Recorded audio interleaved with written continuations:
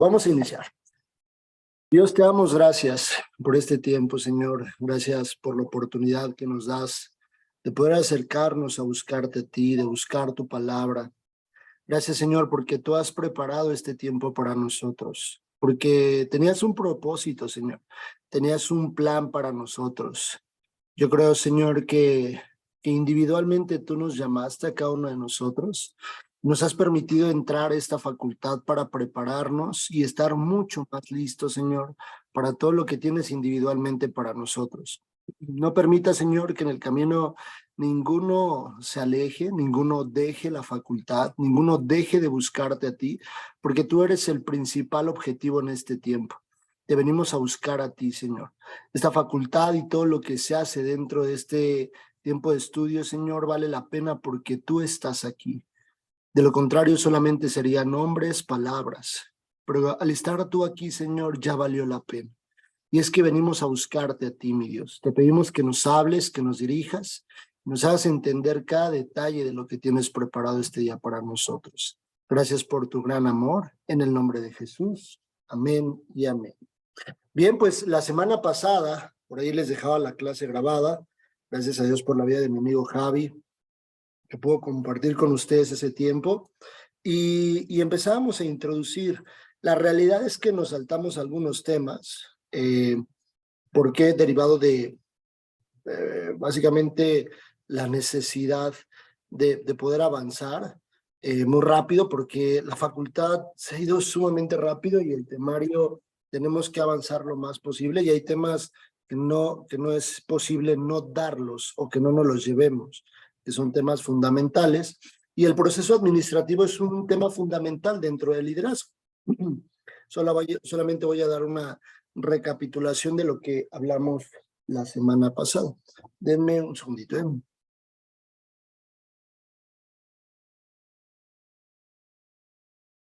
Denme un segundito.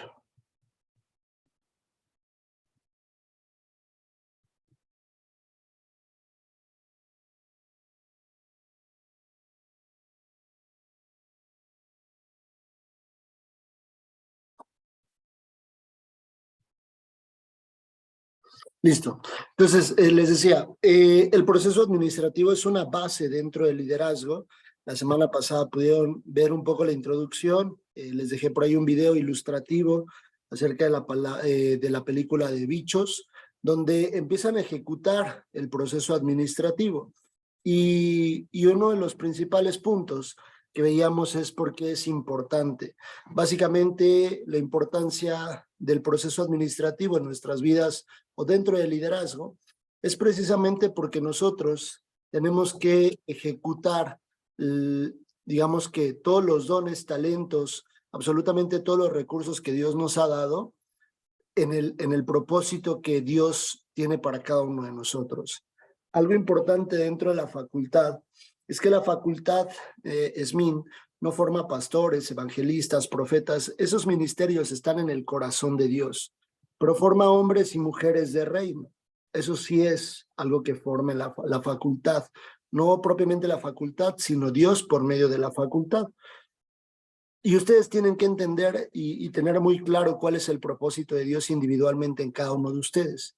Hacia el cierre de la facultad tendrían que ya tener muy claro cuál es ese propósito individual. Dios tiene un propósito como familia, tiene un propósito como iglesia, Dios tiene un propósito como congregación individualmente, pero también tiene un propósito individual en cada uno de ustedes. Y entonces deben trabajar y administrar correctamente cada uno de los recursos que Dios les ha dado. El proceso administrativo se divide en dos fases que explicábamos la clase anterior, la fase estructural y la fase dinámica, donde la fase estructural básicamente fue todas las unidades anteriores que hemos visto, la comunión y la consulta de la voluntad de Dios en nuestras vidas. Ya vimos todo hacia atrás, la oración, vimos el cómo escuchar la voz de Dios, vimos la parte base del liderazgo, que el liderazgo no es aquella persona que señala y que les dice a todos hagan esto y mientras yo me siento, que el liderazgo es aquel que mete las manos y ejemplificando en la vida de Jesús, donde Jesús lo que hizo fue venir a servir. Y él dejó escrito literalmente que aquel que quiera ser el primero tiene que ser el último y el servidor de todos los demás. Entonces, un liderazgo no propiamente es aquella persona que se sienta a dirigir. La fase estructural en todos los planes, proyectos que ustedes tengan va a ser necesaria. Ustedes no podrían saltarse la fase estructural e irse directamente a la fase dinámica. La fase dinámica es a partir de ahora que lo empezaremos a ver ejemplificado en las últimas clases en alguna de las vidas de los hombres escritos en la Biblia, en la forma de la ejecución y en dónde se equivocaron y en dónde acertaron tal vez. Pero la fase estructural es una base en ustedes. ¿Qué quiero estudiar? ¿En qué escuela voy a estudiar? ¿Qué voy a emprender un negocio? Está en el corazón de Dios. Voy a entrar a trabajar. Eso está en el corazón de Dios. Voy a cambiar de trabajo. Eso es algo que Dios quiere. Me ofrecieron un trabajo en China. ¿Me voy a ir a vivir a China o nada más yo tomo la decisión o consulto a Dios? Todo en nuestras vidas tiene que ser una consulta constante a Dios. Mientras ustedes pongan sus planes y decisiones en las manos de Dios, cuando Dios confirme a sus vidas, será la mejor decisión, aunque a veces no parezca la correcta. Por ejemplo, el caso de Lot y Abraham. Cuando Lot decide irse a vivir cerca de Sodoma y Gomorra, parecía algo muy bueno porque parecía un lugar muy hermoso. Y Abraham se va hacia otro lado que no estaba de la misma forma. Pero Lot termina contaminándose de todas las porquerías que hacían en Sodoma y Gomorra. Y empieza a haber consecuencias. Cuando Abraham toma la decisión, Abraham no pasa esas consecuencias. Entonces, entendemos que la fase estructural es donde vamos a tener la planeación y la organización. Pero eso dependerá mucho de la consulta constante de la voluntad de Dios. Y la fase dinámica básicamente es la ejecución y medición de lo que previamente ya Dios nos indicó que haríamos. La planeación, todo empieza por un plan. La planeación siempre va a contar con un método de retroalimentación de información para adaptarse a cualquier cambio en las circunstancias. Para poder comenzar con la planeación es necesario conocer el pasado, la historia, analizar la situación actual en la que te encuentras. Ejemplo, si ustedes, por ejemplo, van a emprender un negocio cerca de su casa y es un negocio de quesadillas, pero probablemente dentro de esa colonia ya han puesto 10 negocios de quesadillas y luego no es algo que viene o que ha nacido dentro del corazón de Dios, entonces seguramente el éxito del negocio de quesadillas pues no va a ser el que ustedes esperan. ¿Por qué? Porque probablemente voy a hablar un poco más técnico, el estudio de mercado no aplica para dentro de la colonia que ustedes viven. Si ustedes quieren irse a vivir a Sinaloa, por ejemplo, dicen, no, es que me ofrecieron un trabajo en Sinaloa. Tendrían que conocer toda la situación histórica que hay en Sinaloa, la problemática social, a menos de que Dios los enviara, entonces hay un respaldo de Dios.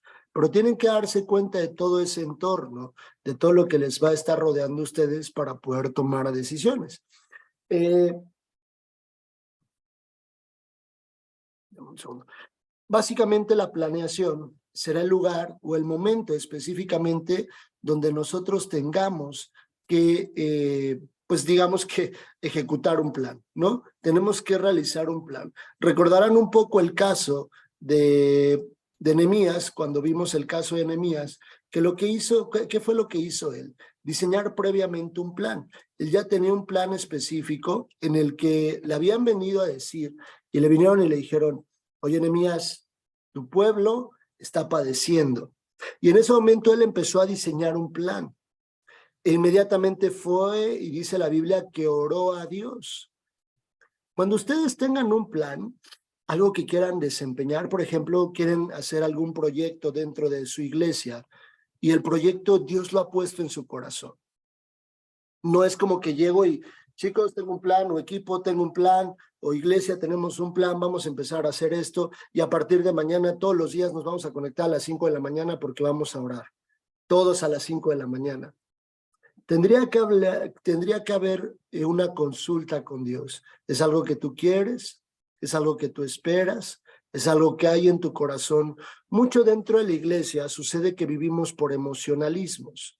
Ustedes nunca podrían diseñar un plan o tomar una decisión basada en sus emociones. Por ejemplo, si ustedes están muy contentos, digamos que Dios tocó su vida en ese fin de semana en la iglesia y de repente están súper contentos. Oye, no, y vamos a hacer esto y vamos a avanzar, avanzar y no sé qué, y vamos a hacer el otro.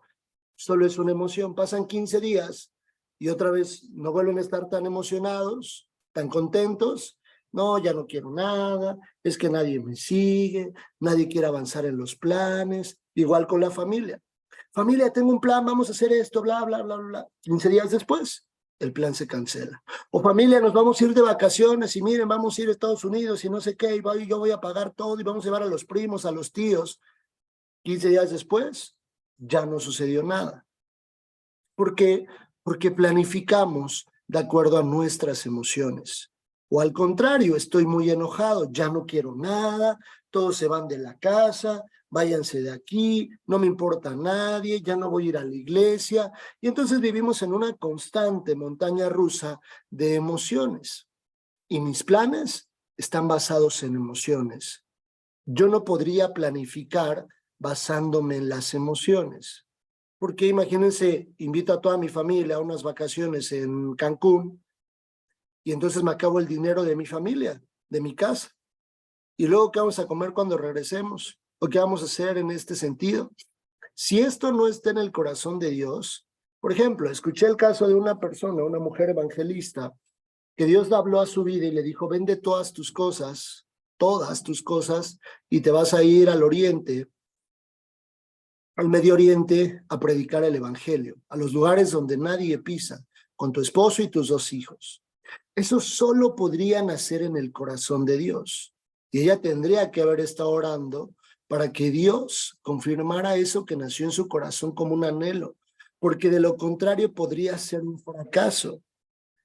Les voy a contar un caso muy rápido de una persona que conozco que tomó una decisión muy fuerte. Su papá, esta persona con su familia, ellos estaban viviendo en Estados Unidos. Y su papá en México está prácticamente muriéndose. No había quien lo cuidara. No había la oportunidad de quien cuidara a su papá. Y su papá estaba muriendo porque tenía una enfermedad muy grave. Esta persona tomó la decisión de dejar todas sus cosas, trabajo, bienes, y tomar a su familia y venirse a México. No pasaron más que 2 años aproximadamente para que su matrimonio se rompiera y su papá falleció. ¿Qué estoy diciendo esto? Oye, hay que dejar a los papás morir, no estoy refiriéndome a eso. Pero ese tipo de cosas o ese tipo de decisiones tan fuertes y tan complicadas, yo no podría decirles, ¿cuál era la mejor decisión? No lo sé, la verdad no lo sé. Pero me queda claro que tal vez esa decisión que tomó, de la misma forma que la tomó, creo que no era la mejor decisión. Porque Dios no quería que rompiera su matrimonio a causa de la muerte de su papá. Dios no recoge una vida de la tierra para romper un matrimonio. Ese no es el objetivo de Dios. Pero a veces tomamos ese tipo de decisiones arrastrando a nuestra familia. Hoy hay consecuencias en la vida de esta persona. Pero lo pongo como ejemplo porque es importante que nosotros tomemos decisiones y planes basados en la voluntad de Dios. Probablemente Dios le hubiera dicho, deja tu familia aquí en Estados Unidos y te vas tú solo y después, no sé, y regresas o alguna otra alternativa. Dios pudo haber dado una salida, pero cuando tomamos decisiones por emociones, nuestra familia puede ser arrastrada. La organización, justo el punto de la organización es donde nosotros, dicen, son las metas, los pasos a seguir, los recursos necesarios y los recursos humanos necesarios para comenzar a ejecutar la planeación dentro del proceso administrativo. Aún estoy en la fase estructural, no he pasado a la fase dinámica de la ejecución. En la organización es básicamente donde yo voy a analizar todos mis recursos. ¿Qué recursos tengo? ¿Con qué cuento? ¿Cuáles son, por ejemplo, esos dones, esos talentos, las personas que me rodean, el entorno que me rodea, quién se va a sumar a ese proyecto de vida? ¿Quién estaría acompañándome? Y principalmente el respaldo de Dios. Probablemente es un proyecto que incluye el área económica. Bueno, conocer cuáles son los recursos económicos, prepararme con los recursos económicos, no necesariamente gastarme los ahorros de la familia, podría usar un financiamiento, no lo sé. Tendría que asesorarme para saber probablemente cómo emprender un negocio, o si es dentro de la iglesia, quiénes se van a sumar. Dice la Biblia que cuando Dios le instituyó a Moisés levantar el tabernáculo, le dijo, vas a buscar, bueno, vas a poner a Bezaleel y a Oliab, quienes serán hombres que van a empezar a levantar, pero también vas a poner hombres de buen corazón, con un buen testimonio. Y también lo dice los apóstoles. Los apóstoles, cuando ya se habían saturado de trabajo, empezaron a asignar tareas a los diáconos, pero no eran cualquier persona, sino hombres de un buen testimonio, con un corazón conforme al corazón de Dios, probablemente un corazón en rectitud, hombres que amaran a Dios. Entonces, ustedes tienen que identificar dentro de la organización qué recursos tienen para poder ejecutar lo que van a terminar ejecutando en la fase dinámica. Pero tienen que revisar qué tipo de recursos son. Pongo siempre un ejemplo muy básico en las casas. Cuando los padres asignan a un hijo a atender su cama, le dicen, vas a ir y vas a atender tu cama. Pero chance nunca nos tomamos el tiempo para enseñarle a atender su cama, porque la sábana tiene un derecho y un revés, porque la cobija va hacia arriba o hacia abajo, y la almohada va arriba de la cobija o abajo de la cobija. Todas esas cosas yo las he aprendido en el camino, pero sé que hay un proceso para tender una cama, ¿no? Es como que nada más avientas las sábanas, las acomodas y va. Hay un proceso. Y muchas veces a nosotros, en el camino del liderazgo, nos gustaría que todos llegaran ya sabiendo, siendo los expertos. Y no nos gusta sentarnos a enseñarle a las personas. Pero cuando se trata de sacar algo, yo tengo que identificar que esa persona sea y tenga las aptitudes y las actitudes, que eso lo van a ver en Liderazgo 2, necesarias para yo delegarle una actividad. En la organización, yo tengo que identificar que las personas cumplen con toda esta parte para asignarles una tarea. Cuando tengan oportunidad, busquen cuando los apóstoles asignan a los diáconos. Los asignan con ciertas características. No me meto mucho en el proceso de delegación, porque eso lo van a ver en Liderazgo 2. ¿Cómo delegar? ¿Qué es delegar una actividad? Y en la organización es una fase importante, la delegación. Vamos a ver 3 puntos importantes dentro de la organización. Dividir trabajo, delimitar actividades. Dice la Biblia allí en Efesios 4:11 que Dios constituyó a unos apóstoles, a otros pastores, a otros maestros, a otros evangelistas, y tiene un desglose de 5 ministerios, que no son todos, hay otros ministerios dentro de la iglesia. Hay otras áreas de servicio, no son todos. Y nosotros, Dios nos ha dotado de dones y talentos. Por ejemplo, si alguien me pusiera en la iglesia probablemente a cambiar una tubería, sería un poco complicado y haría tal vez yo un desastre, porque no soy muy bueno y no sé cómo cambiar una tubería. O en mi casa, gracias a Dios el otro día pude cambiar la mezcladora, se llama la llave del fregadero, pero por la misericordia y el amor de Dios no hice un desastre, porque yo no soy muy diestro. Un día, cuando fue la pandemia, y a mi esposa siempre le da risa, si un día alguien de ustedes nos visita en su casa, compré unas ligas para hacer ejercicio porque ya no podía ir al gimnasio, y entonces la liga se me reventó y le pegó al techo, y el techo pues, se desmoronó un poco. Entonces, como el techo es como salpicadito, yo agarré un poco de, no sé, yeso y lo aventé desde abajo, así como, pues, no sé, yo pensé que de esa forma iba a quedar bonito, ¿no? Así como, o así le hacían tal vez. Bueno, ahí se ve como un borde raro en el techo, porque yo no tengo el conocimiento, pero pues intenté hacerlo, ¿verdad? Y a veces eso pasa en nuestras vidas. Asignamos a personas que no tienen las capacidades y que no tienen el don o el talento propiamente. Y no quiere decir que no sean buenos, tal vez son buenos para otras cosas, pero tenemos que identificar muy bien a quienes estamos asignando. No podría yo dejarle en manos de un hijo de 15 años el presupuesto del hogar y decirle, aquí están todos los ingresos de la casa, administralos. Sería inconsciente yo al hacer eso. Seguramente conozco casos que ha sucedido así. Y en ese caso que conozco, el niño se puso a invitarle a sus cuates, se puso a llevarlos a las maquinitas, porque era una mamá soltera. Y al final de cuentas, nosotros tenemos que ver muy bien cómo vamos a asignar dentro de nuestro hogar cada una de las cosas que vamos a asignar. Dice la Biblia que siempre fueron enviados de dos en dos. Debemos de transmitir de forma clara el objetivo a la persona cuando asignemos algo, que vuelvo y repito, lo van a ver en Liderazgo 2, pero quiero que vayamos a primer libro de Crónicas, capítulo 13, para que vean ustedes un punto importante, cómo nos podríamos equivocar en la asignación de una actividad o algo. A partir del versículo 5,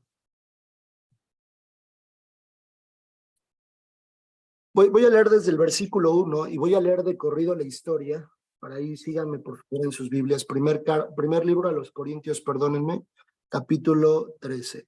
Entonces David tomó consejo con los capitanes de millares y de centenas y con todos los jefes. Y dijo David a toda asamblea de Israel, si os parece bien y es voluntad de Jehová nuestro Dios, enviaremos a todas partes por nuestros hermanos que han quedado en todas las tierras de Israel y por los sacerdotes levitas que están con ellos en sus ciudades y ejidos, para que se reúnan con nosotros y traigamos el arca de nuestro Dios nosotros, porque desde el tiempo de Saúl no hemos hecho caso de ella. Ya tenía mucho tiempo que habían dejado el arca se la habían llevado los filisteos. Y dice la Biblia, y dijo toda la asamblea que se hiciese así porque la cosa parecía bien a todo el pueblo, era algo bueno traer el arca, porque el arca no debía estar con los filisteos, el arca debía estar con Israel. Y dice la Biblia, entonces David reunió a todo Israel desde Sior de Egipto hasta la entrada de Amat, para que trajesen el arca de Dios de Kiriat Jearim. Y subió David con todo Israel a Baala y de Kiriat Jearim, que está en Judá, para pasar de allí el arca de Jehová, Dios que mora, entre los querubines, sobre la cual su nombre es invocado. Y llevaron el arca de Dios de la casa de Abinadab en un carro nuevo, y Usa y Ahío guiaban el carro. Y David y todo Israel se regocijaban delante de Dios con todas sus fuerzas, con cánticos, arpas, salterios, tamboriles, címbalos y trompetas. Pero cuando llegaron a la era de Kidón, Usa extendió su mano al arca para sostenerla porque los bueyes tropezaban. Y el furor de Jehová se encendió contra Usa y lo hirió porque había extendido su mano al arca y murió allí delante de Dios. Y David tuvo pesar porque Jehová había quebrantado a Usa, por lo que llamó aquel lugar Pérez Usa hasta hoy. Quebrantamiento de Usa significa. Y David temió a Dios aquel día y dijo, ¿cómo he de traer a mi casa el arca de Dios? Y no trajo David el arca a su casa en la ciudad de David, sino que la llevó a casa de Obed-edom, Geteo, y el arca de Dios estuvo con la familia de Obed-edom en su casa 3 meses, y bendijo Jehová la casa de Obed-edom y todo lo que tenía. Hubo la muerte de un hombre, porque David tenía una buena idea, traer el arca, pero no lo hizo de la forma correcta. Dice que lo trajo en una como carreta, probablemente siendo arrastrada por unos animales, y que toda la banda, es decir, todo Israel, venía con arpas, salterios, y todos venían danzando y diciendo, sí, súper excelente. Y entonces en el camino se tropiezan estos animales y la carreta, se iba a caer el arca y Usa pone la mano para que no se caiga. Una buena acción de Usa, algo correcto de Usa, por el arca termina produciendo un efecto y un juicio de parte de Dios por no haberlo hecho correctamente. Tal vez David, en ese momento, es impresionante cómo David dice, ¿cómo he de traer el arca? El rey de Israel, un hombre docto, un hombre con una unción impresionante de Dios, un hombre habiendo sido ungido 3 veces, un hombre con características muy especiales de parte de Dios, no sabía cómo mover el arca. No sabía cómo llevar la presencia de Dios desde un lugar ajeno hasta su casa. Vamos a leer más adelante, ahí en el capítulo número 15. Dice la Biblia, ahí en Crónicas, capítulo 15. Hizo David también casa para sí en la ciudad de David y arregló un lugar para el arca de Dios y le levantó una tienda. Primero, tenía que poner un lugar especial. Así había sido instituido. El arca estaba en el lugar santísimo dentro del tabernáculo. El atrio, donde estaban los primeros elementos, después el lugar santo y después el lugar santísimo dentro del tabernáculo. Y ahí en el lugar santísimo entraba una vez al año el sacerdote, el sumo sacerdote, y Moisés entraba como aquel hombre que entra, como Juan en su casa, dicen por ahí, entraba hasta el arca para poder congregarse con Dios, dice la Biblia, porque ahí le hablaba como el hombre le habla cara a cara al hombre. Y ahí Dios se manifestaba su presencia. Y acá David le construye un lugar específico para poner el arca. Paso número 1. Entonces dijo David, el arca de Dios no debe ser llevada sino por los levitas. Los levitas tenían que cargar el arca. Incluso, si ustedes van a Números 13, después búsquenlo, en Números 13, ahí nos explica la Biblia cuáles eran los cargos para los coatitas, los gersonitas, de acuerdo a cómo estaba instituido en ese tiempo el mobiliario de cómo mover, porque no es que entraban y agarraban el arca y las cosas de oro, sino primeramente entraban ciertos hombres, Aarón y sus hijos, y tapaban todo. Ya que todo era cubierto, entraban otros hombres a recoger los elementos dentro del tabernáculo, otros eran los encargados de recoger las tablas, otros eran los encargados de recoger todos los instrumentos y moverlos, porque cada que se movía la presencia de Dios, es decir, la nube en el desierto, ellos tenían que mover constantemente la tienda o el tabernáculo hacia Dios, donde Dios los iba direccionando. Y entonces David no se había dado cuenta que la forma correcta o a quienes correctamente tenía que asignar eran los levitas. Y eso es lo que pasa en la organización. Nosotros muchas veces no nos organizamos correctamente. ¿Quiénes van a desempeñar qué actividades? Tal vez los hijos, de acuerdo a una decisión de los padres, no van a trabajar sino hasta terminar la universidad. O tal vez van a trabajar durante la universidad. Eso es algo que le compete a cada papá o a cada mamá dentro de su hogar. Nosotros debemos de cuidar muy bien cómo organizarnos dentro del hogar. ¿A quién le toca cada cosa? ¿Quién va a lavar los trastes tal vez? ¿Quién va a lavar el baño? Todas esas cosas, por mínimas que parezcan, siempre son importantes organizarlas de forma adecuada. ¿Cuál es el propósito? Llevar hacia el puerto seguro el hogar que Dios nos ha dado. Conozco casos de hombres y mujeres que de repente tienen muchos pensamientos de los hombres dentro de la casa no hacen nada y las mujeres lo hacen todo. No podría pasar eso. Hay una asignación a todas las personas dentro del hogar. Debemos de cuidar muy bien nosotros cómo asignamos dentro de nuestra casa cada una de las actividades. Dirección. Básicamente ya es el punto de la ejecución. Al tener ya la confirmación de Dios, al ya tener clara la planeación y la organización, ahora sí empezamos a avanzar en la dirección. Es importante dirigir porque siempre debe de haber una cabeza. En el hogar Dios instituyó una cabeza. En el hogar Dios puso una cabeza. Hay hogares donde no está papá o donde no está mamá. Probablemente si no está papá, pues obviamente la mamá es la cabeza del hogar. Pero todos tenemos un rol específico. Es el momento de ejecutar lo que Dios ya nos dijo que sí debemos ejecutar, que sí debemos hacer, a lo que sí debemos avanzar, a lo que tiene un propósito de reino, a lo que va a tener un propósito dentro del reino de los cielos. A eso vamos a avanzar. Dentro de la iglesia, dentro de nuestra casa o en nuestro trabajo.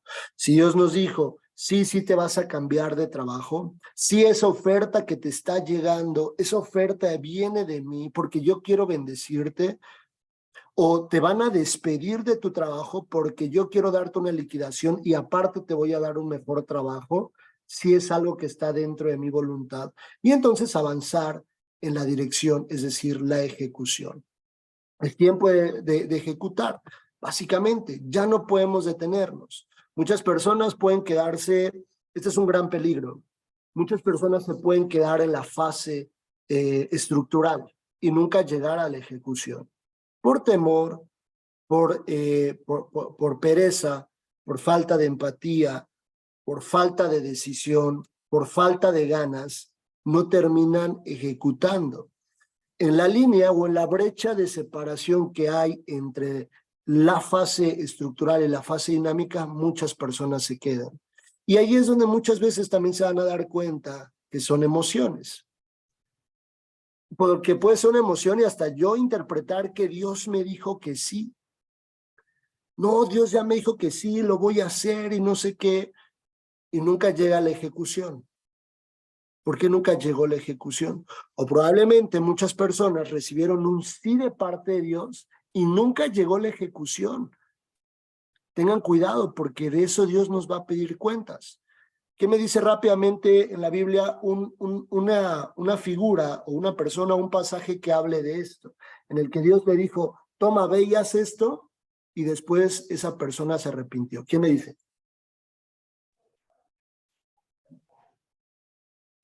Dios regresó. Saúl, perdón. Ay, Cuando ¿Bien? le encomendó Saúl, perdón, que Jehová le encomendó a Saúl que fuera y destruyera al rey de Amalek. Sí, exacto, a los amalecitas. Y después tiene que venir Samuel, ¿no? Y decirle, ¿por qué no hiciste las cosas que te fueron encomendadas correctamente? Porque empezamos a tergiversar y empezamos a meter nuestra cuchara. Por eso la fase estructural ya la vimos muy clara, la vimos muy bien. Si Dios ya les dijo avanza, avanza. Dios le dijo a Moisés, estira el báculo y abre el mar y avanza. Imagínense que Moisés hubiera quedado así, no, y si no lo logro, y si no sé qué, y si entonces, ahí se los hubieran comido los egipcios, y hablaríamos de otra historia. Nos podemos quedar en la fase estructural, tengan mucho cuidado. Cuando Dios les entrega a los hombres los talentos, llega con el último y que le dice el último, el que tenía un talento, es que tuve miedo y lo escondí porque tú eres un rey que está acostumbrado a recibir mucho más. Y le dice, al menos hubieras puesto el talento en el banco para que diera rendimientos, estoy parafraseando, y al menos tendría ese fruto de rendimientos. Pero ni eso hiciste. Tuviste miedo de tomar y dar el primer paso. Y hay una pedida de cuentas en ese momento. ¿Por qué? ¿Por qué no lo hiciste? ¿Por qué si yo te di el talento, por qué no lo ejecutaste? ¿Por qué no avanzaste? ¿Por qué te quedaste con temor? Nos podemos quedar en esa brecha de la fase estructural. Es importante que nosotros dentro de la dirección supervisemos que lo que hemos asignado, lo que hemos delegado, suceda de la forma correcta. No me pongo y yo me siento a ver el partido de la selección mexicana mientras todos están chambeando y yo no estoy haciendo nada. Yo tengo que estar metiendo las manos, tengo que estar supervisando, tengo que estar revisando que todo se ejecute de manera correcta. Mismo caso con Nehemías. Nehemías, cuando asignó a las familias para ponerse alrededor, Nehemías supervisaba y decía, las familias están haciendo esto y estaba enterado. Un punto importante, debe de haber siempre comunicación. Y la fase final, el control. Ese es el punto donde muchos también se quedan, empiezan a ejecutar, pero no hay una medición. Dentro del plan, dentro de la planificación inicial, hablamos de un objetivo. ¿Cuál era ese objetivo? Traer más almas al reino. No sé, tener mejores ingresos en mi familia, que mi familia viva en una mejor comunión, que vivamos en una casa tal vez mucho más limpia. No sé, de acuerdo al plan que ustedes tengan. Y entonces, al final tiene que haber un control. Básicamente es donde nos vamos a medir. Vamos a medirnos. Vamos a revisar a detalle si se cumplió o no el objetivo. Y otra vez empieza. Si termina el ciclo en control, es continuo. Otra vez planifico y direcciono y organizo, porque probablemente me equivoqué. David se equivocó. Había una buena intención, había una confirmación de parte de Dios, porque el pueblo lo hizo. Puntos importantes cuando es una confirmación de Dios. Dios te habló a ti, te lo dice a través de otra persona también, y a través de una autoridad. Y el proyecto está en cobertura en una autoridad. En este caso, Dios le había hablado a través del pueblo también, y Dios ya le había dado el plan a David, pero no lo hizo correctamente, entonces tuvo que regresar, porque David corrió todo el proceso administrativo y se equivocó. Al final, en el control, cuando llegó la medición, no resultó lo que ellos querían. El objetivo era traer el arca. Tuvieron que volver a planificar, a organizar el momento de la dirección y el control. Y al final, el resultado fue el óptimo. Es continuo. No es como que ya acabé, perfecto, cumplimos el objetivo. Es continuo, es continuo, es continuo, es continuo, es continuo, y llevar siempre a otro nivel. Los liderazgos en las iglesias así deben de ser. Continuo el proceso administrativo, continuo, continuo, continuo, y llevar la iglesia a otro nivel. Ya oran una vez a la semana a las 6 de la mañana o a las 5 de la mañana. Siguiente paso, otro día. Siguiente paso, un estudio. Siguiente paso, un discipulado. Siguiente paso, una facultad. Y así, constantemente, a niveles cada vez mayores dentro del reino. Perfecto. Bien, pues hasta aquí el proceso administrativo. No sé si alguien tiene alguna duda o algún comentario. ¿Todo claro? ¿Sí? ¿Todo claro? Excelente. Entonces, como vamos a ejecutar, solo regálenme unos minutos, por favor, porque voy a dejar una actividad. Para ejecutar, tenemos que empezar a diseñar nuestra agenda del tiempo. Conforme ustedes se vayan metiendo al reino de Dios, hay unos pasajes, si no mal recuerdo, en Jeremías o en Ezequiel, hablan de ir a aguas más profundas con Dios. Y entonces dice la Biblia que de repente les llegaba el agua a los tobillos y más adelante les llegaba el agua a las rodillas. Y así es la vida en el reino. Cuando alguien decide meterse con Dios, literalmente meterse de lleno con Dios, el agua va a ir subiendo. No es una figura de que te vayas a ahogar, sino llega un punto en el que ya las personas no van a pisar tierra y literalmente te tienes que dejar a flotar en el río de Dios, en el Espíritu Santo. Pero para ello tenemos que tener una agenda estructurada, porque se pueden volver, con perdón de la palabra, locos con todo lo que Dios les va a empezar a sumar a sus vidas. Esto empieza a pasar en el reino. Dios se toma las cosas muy en serio y Dios les va a empezar a dar y a dar y a asignar y a proveer y a dar más y a dar más, siempre y cuando así lo decidan individualmente. Que llegará un punto en el que ustedes digan, híjole, ¿y ahora cómo le hago para hacer esto? Si es algo que Dios les dio, es porque Dios sabe que tienen la capacidad de realizarlo. Estás estudiando, trabajando, Dios ya te sumó un ministerio, o solo estudias, pero estás a full, y aparte tienes actividades personales, y aparte tienes hijos, y aparte tienes familia, o aparte tienes mamá, aparte tienes papá. Yo luego le digo a los jóvenes, tienes 17 años, ¿en qué momento piensas tener una novia con tantas cosas que tienes que hacer? La neta, ¿puedes tener tiempo? Termina la universidad y chance ya después piensas en otra cosa, pero a veces no tenemos tiempo. Y yo, ¿de verdad tienes tiempo? Entonces, si tienes tiempo libre, dile a Dios que ocupe esa agenda en algo del reino, porque tienes un espacio disponible. Y entonces, tienen que ir asignando sus tiempos correctamente. ¿Cómo van a construir su agenda? Identificando el tiempo que tienen disponible. Yo me levanto, yo me duermo tantas horas. ¿Cuáles son las actividades que desempeño durante el día? ¿Cuáles son los recursos que yo tengo? ¿Ah? ¿Cuáles son mis prioridades?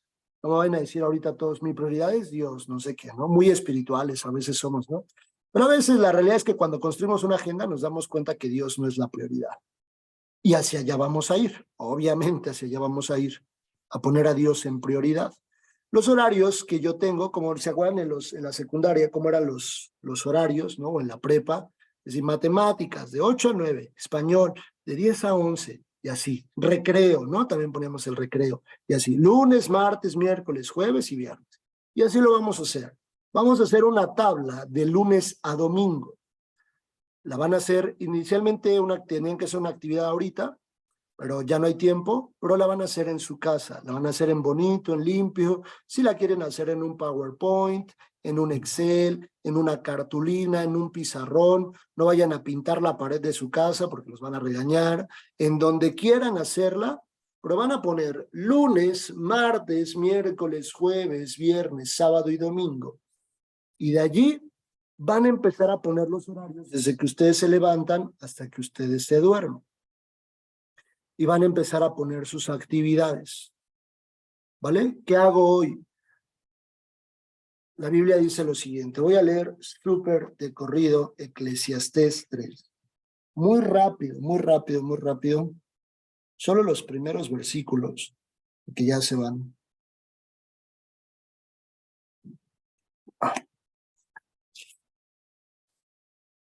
Eclesiastés 3.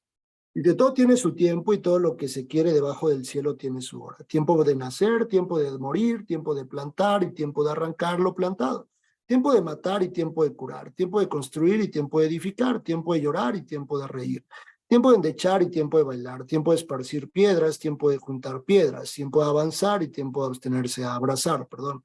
Tiempo de buscar y tiempo de perder. Tiempo de guardar y tiempo de desechar, tiempo de romper y tiempo de coser, tiempo de callar y tiempo de hablar, tiempo de amar y tiempo de aborrecer, tiempo de guerra y tiempo de paz. ¿Qué provecho tiene el que trabaja de aquello en que se afana? Yo he visto que el trabajo que Dios ha dado a los hijos de los hombres para que se ocupen en él. Yo he visto el trabajo que Dios ha dado a los hijos de los hombres para que se ocupen en él. Todo él lo hizo hermoso en su tiempo y ha puesto eternidad en el corazón de ellos, sin que alcance el hombre a entender la obra que Dios ha hecho, la obra que ha hecho Dios desde el principio hasta el fin. Dios puso eternidad en el hombre desde que hay el primer palpitar en el embrión, así, desde que palpita, ¡pum! El primer palpitar del corazón de un embrión, ahí ya hay eternidad. Ahí ya hay eternidad en una persona. La Biblia dice, mi embrión vieron tus ojos. Desde ahí, Dios ya conoce la vida del hombre. Si todo lo hizo hermoso en su tiempo y ha puesto eternidad en el corazón de ellos sin que alcance el hombre a entender la obra que ha hecho Dios desde el principio hasta el fin. Yo he conocido que no hay para ellos cosa mejor que alegrarse y hacer el bien en su vida, y también que es don de Dios que todo hombre coma y beba y goce el bien de toda su labor.